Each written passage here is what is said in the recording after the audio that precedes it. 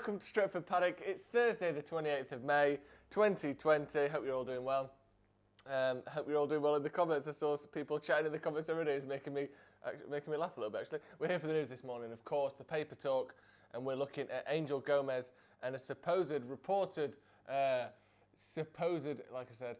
deal of £1.5 million per year that he's been offered by Manchester United to keep him at Old Trafford. We're going to be looking at the truth in that, how much that actually is. It sounds like a lot. Is it as much as we think it is? What are the chances of him signing it? All of these good things, we're going to be looking at that. We're also going to be looking at the stage 2 or phase 2, as it's been touted, as it's been known, of the return of Premier League football. Contact training is being resumed. We'll have a look at the vote that took place yesterday and what that means for United and in terms of training going forward. Morning Ross, morning Anish. People saying denim's back. Of course it is. There's always going to be a bit of denim, isn't there? No, not always actually. Don't pigeonhole me. Anyway, first story. Let's have a look. See, this is coming from the Telegraph. Gomez final offer. That's what we're being told. This is coming from the Telegraph, like I said. Mike McGrath of the Telegraph is looking as though Manchester United prepared to offer Angel Gomes £1.5 million annual deal to stay at Old Trafford. Manchester United are prepared to offer Angel Gomes a deal worth around £1.5 million a year to stay at Old Trafford. Gomes, 19, people saying yesterday he was 20, and I'm pretty sure he's not 20, is out of contract at the end of the season and is yet to agree fresh terms. That sounds pretty cool. I want to agree some fresh terms. Nice. New terms, mate. Looking fresh. With Chelsea among the teams looking at the England under-20 midfielder. According to sources, he has not yet decided on where his future lies. This is really going on, isn't it, this Gomes debacle saga. United are determined to keep the teenager, and he could secure a deal worth £30,000 per week by remaining at the club where he has come through through the academy and into the first team. Right. Gomes has played 6 times in Solskjaer's team and is earmarked as a homegrown player of the future of the club, which has been an important part of a change of direction in the club in the last year.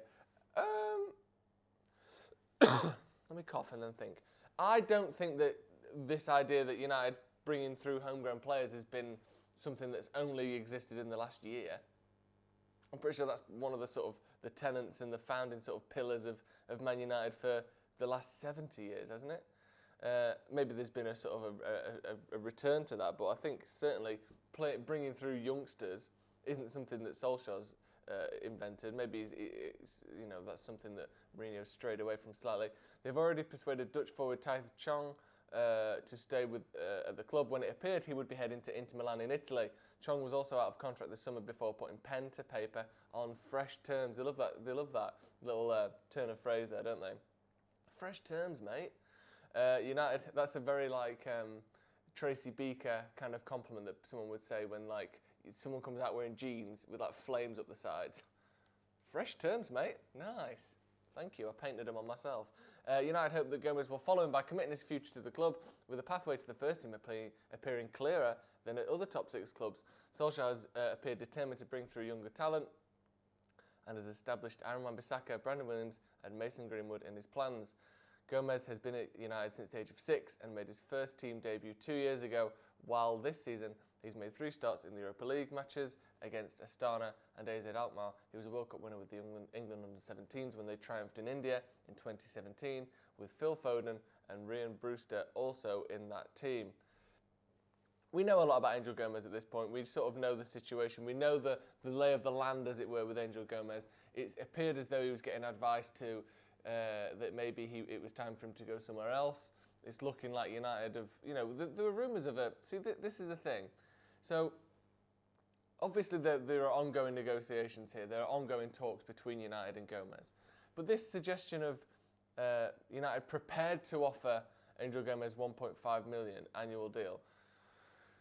Now, it depends which way you read that, because prepared to offer either it reads one of 2 ways. Firstly, it means prepared to offer that as in they have offered it.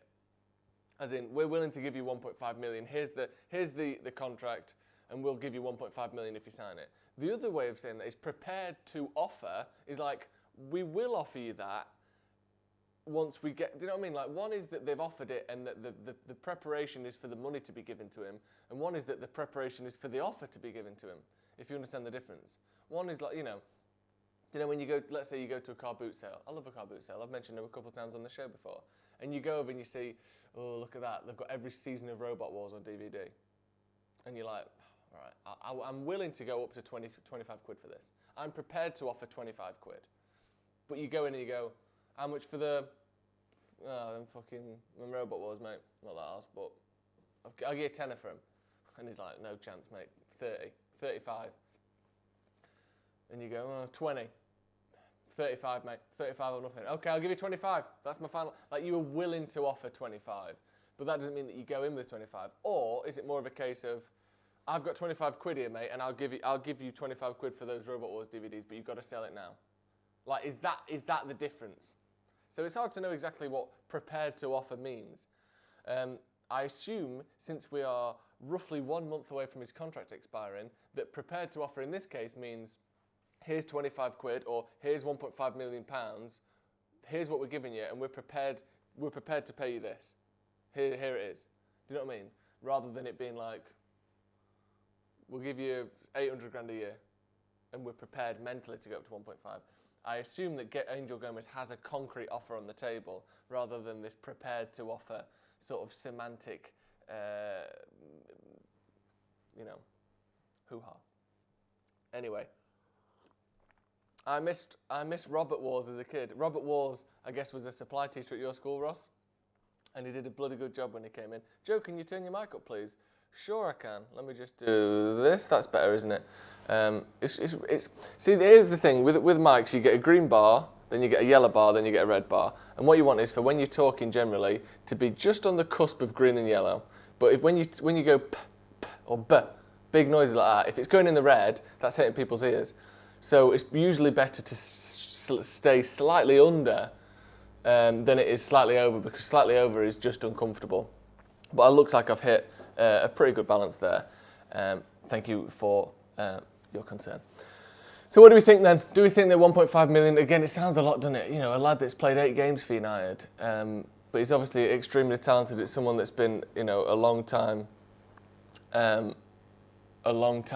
in the first team and in and around that first team conversation since he was 16, 15 even. You've been hearing about this young lad, Angel Gomes, and like they said in that article there, he's played a starring role in the World Cup win. I think he was captain of that team, but I don't think he played in the final. I think he was a substitute in the final. So, but he's always excelled in youth level. He's always been one of the top talents. Ever since being 13, 14, he's been one of the best in the country at his age group. And obviously this last season he's missed a lot of games through injuries, missed a lot of games. The under-23s just missed a lot of games. They have a big chunk off over Christmas, then there was problems getting games back, and then after that there's been coronavirus. So I would say he's probably played about 3 games in the last 6 months. Which I know, that's not many less than most players, but he's sort of at such a pivotal age of being 19 years old. He's almost missed a full season's worth of games. Which could be a concern, but I suppose, when Chong is being paid a similar amount, and I think as good as Chong has been, I think he won Youth Player of the Year last season. I think Gomes has always been, one that's been sort of rated above Chong and rated as one of the most highly rated players of his age group, as we said there. So, what do we think? People saying it's annoying how it's come to this. I missed the whole story because of the low volume. Just kidding. Where will he play? What position? Back up to Bruno. Yeah, he's an attacking midfielder. I think he can play, wide midfield as well. He's not a winger, but he can sort of come in from either flank. But predominantly is a sort of an attacking, nippy, quick. More nippy than quick. Over 100 yards he's not quick, but he's very quick turn of direction, good agility, good sort of balance and flow to his game. We saw him a lot in the pre-season, both in training and in the games in pre-season. I thought he looked excellent. Very good at pressing, very good, like that sort of turn of speed and his control of his body. Because he is so small and slight, he's got great control of his body. His touch on the ball is excellent. He's got a good passing range. He's got excellent vision. The game against Perth Glory, I think it was especially, came on and got an assist in that game, I think. But he just looked very good. He's got a control and a smoothness that usually comes with a bit more experience than he's got. So he's definitely got some unique characteristics, mostly characterised, like I said, by that kind of great agility, great centre of gravity sort of balance. He's very sort of smooth and in control of things physically, which is something that's obviously a good thing. He is very small and very very slight, like I said, which means that it might take a little bit longer to develop into the Premier League because it's so physical, such a fast-paced league. And if one thing that young players can have when they come through is you're not used to the speed. It's not like people smashing through you every day because it's not the 80s, but you're not used to the speed of the game. You take too long, you dawdle on the ball a bit, and if you combine, let's say Scott McTominay for instance, if he takes half a second too long on the ball, he can put his body around it and get in the way of someone trying to tackle him. Or if he's looking up trying to find a pass and someone's coming in, he can step across him. If Angel Gomes is taking too long on the ball, he can't. Obviously he's not some pathetic made out of sugar paper or something, but if a defender's coming through the back of him, or if someone's going to try and challenge him physically on the ball and he's just taken half a second too long on it because he's not used to the speed, then he doesn't have that physicality to kind of be a kind of a backup to his quickness mentally as he progresses in the league and as he gets used to the league. So that's something that could affect him a little bit. Steve described him as a number 8 and then described himself as a number 8 on the MUTV podcast. Yeah, he can play a little bit deeper as well, play a bit more back and forth. The thing with me that I would question him playing as a number 8 is two things. First of all, as things stand, United don't play with number 8s. We play with 2 number 6s and a number 10. That's what we've played under Solskjaer almost exclusively. We play 2 holding players, which I don't think he can play that role. He's not going to be alongside Fred or Matic in there. And we play with a number 10. So I don't think he'll get much chance to play as a number 8, personally. Not that he can't play there, but I just think where will he come into the squad? I would say it's going to be either that number 10 role or as a, out wide, maybe, just because, as we saw with Juan Mata, I think no one would have said that he was a winger, but he's played most of his games out on the right-hand side for United because I think, again, that physicality, if you're slowing down a little bit and if you're turning over the ball because you're getting tackled or you're getting pushed off the ball, and you're doing that in the centre, opposition teams can just cut straight through you. Whereas if you lose the ball out wide, it's not such a big deal. And I think we saw that shift under Van Gaal with Moyes, with Mata. He lost the ball a few times and we were turned over and counter-attacked and scored against, and they just pushed him out wide and he stayed out there. So I think that was my suggestion with Gomes, just maybe start him out wide just so that if he does lose the ball or if he does get pushed off the ball, the sort of effects down the centre in terms of direct counter-attacking will hopefully be minimised. Anyway, let's move on to our second story then. Actually don't get rid of that, just put that one on, get that, look at that. Contact training returns. Premier League statement on Phase 2 of training. The Premier League has released the following statement at 12:15 BST, so this was yesterday, just after we finished the news, which is why it's on today's news, providing an encouraging update on Project Restart. Premier League shareholders today voted unanimously to resume contact training, marking another step towards restarting the Premier League season, when safe to do so. Squads are now able to train as a group and engage in tackling while minimising any unnecessarily close contact. The Premier League priority is the health and well-being of all participants. Strict medical protocols are in place to ensure the training ground is the safest environment possible, and players and staff will continue to be tested for COVID-19 twice a week. I think yesterday there were 4 more Premier League players or staff confirmed to have had coronavirus, which obviously is more than we would like, but I would guess based on the way that these tests are being done and the regularity of which these tests are being done, those positive tests are either before symptoms have occurred or in people who are asymptomatic. So, I think it's probably good that these people know that they've got it, because they might not have known otherwise. It's 4 people getting it is more than you would like, isn't it? But I think out of 1,400, it's probably within the borders and within the realms of what the Premier League sees acceptable. Or clearly it is, because there have been no sort of walk back of any sort of return date or any kind of training as a result of those tests. Stage 2 of the return to training protocol has been agreed following consultation with clubs, players, managers, the PFA, the LMA and the government. Discussions are now ongoing towards resuming the season when conditions allow. So that's the news there. The teams are now allowed to have contact training. I wonder exactly what was going on before that. I guess they would have been observing social distancing just because it's a PR nightmare not to. But they've only been back for a week. So it's not like they've been social distancing for too long.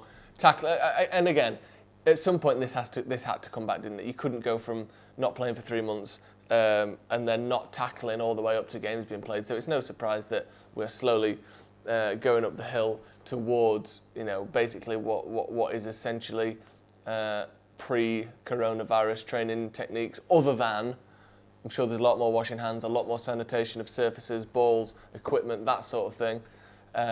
But generally, we're heading towards pretty much normal training now, which we would have to do in order for the games to be played. So it makes sense. There's been a lot of pictures of Bruno and Pogba training together. Luke Shaw coming out yesterday and saying I think it was a group of 4 of Angel Gomes, funnily enough, Paul Pogba, Bruno Fernandes and Nemanja Matic. They were sort of one of the teams in training, and he said that they were very competitive, shouting at each other and very high standard in that group. So it's exciting, isn't it? Everyone's obviously very keen to see Bruno and Pogba together. And here's this is just my opinion. We are going to see, because this is how journalism works, the prevalent story, when this all comes back, people, for some reason, or not for some reason, it's clear why, but unlike most transfers United make, where people seem to be like Lukaku, people were looking for reasons why it wasn't going to work. You saw the same with Di Maria, you saw the same with a lot of players United brought in. For some reason, people seem to want, and journalists and the general feeling around Bruno Fernandes, as good as he's been, people seem very keen to like him. Non-United fans, obviously United fans would like him. But everyone has unanimously decided that Bruno Fernandes has been an excellent addition to United. He won the Premier League Player of the Month.